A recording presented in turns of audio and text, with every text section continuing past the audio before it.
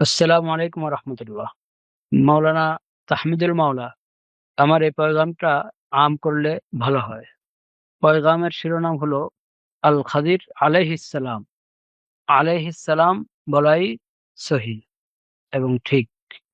কথাটি এই জন্য বলছি, দু একদিন আগে কোনো এক মজলিসে, শাহুলিল্লাহ রহমাল্লাহ বিষয়ে কোনো এক মজলিসে আমি বলেছিলাম, আলাইহিসসালাম লেখা আছে এখানে, হওয়া দরকার সাদিয়াল্লাহ আনহু।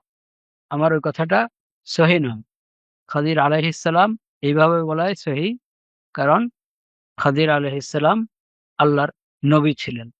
ফাথুল বারীর মধ্যে ১২২ নম্বর হাদিসের অধীনে হাফিজ ইবনে হাজার রাহিমাহুল্লাহ এ বিষয়ে সুন্দর আলোচনা করেছেন, এবং আল ইসাবা ফি তাময়িজিস সাহাবা কিতাবেও হাফিজ ইবনে হাজার রাহমাতুল্লাহ আলাইহি বাবুল খা এর আল কিসমুল আউয়াল আল খাউ বাদাহা আদ-দাদ এই শিরোনামে খাদির আলাইহিস সালামের তরজমা লিখেছেন এবং দীর্ঘ আলোচনা করেছেন, অনেক পৃষ্ঠার আলোচনা।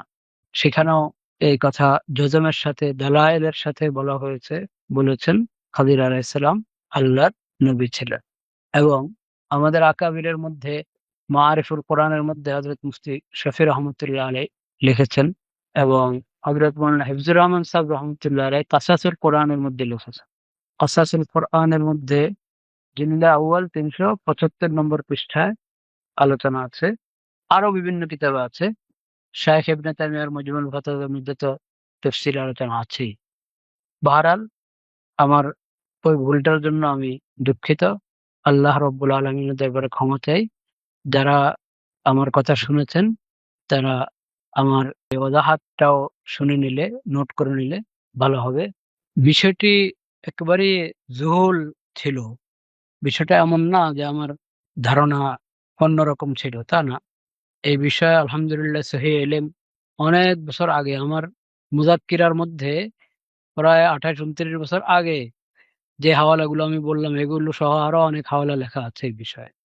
তো তখন কি জন্য হঠাৎ কোনো ইলতেবাস কারণে বেখেয়ালিতে এরকম কথা হয়েছে। আল্লাহ তাআলা আমাকে ক্ষমা করেন। আসসালামু আলাইকুম ওয়া রাহমাতুল্লাহ।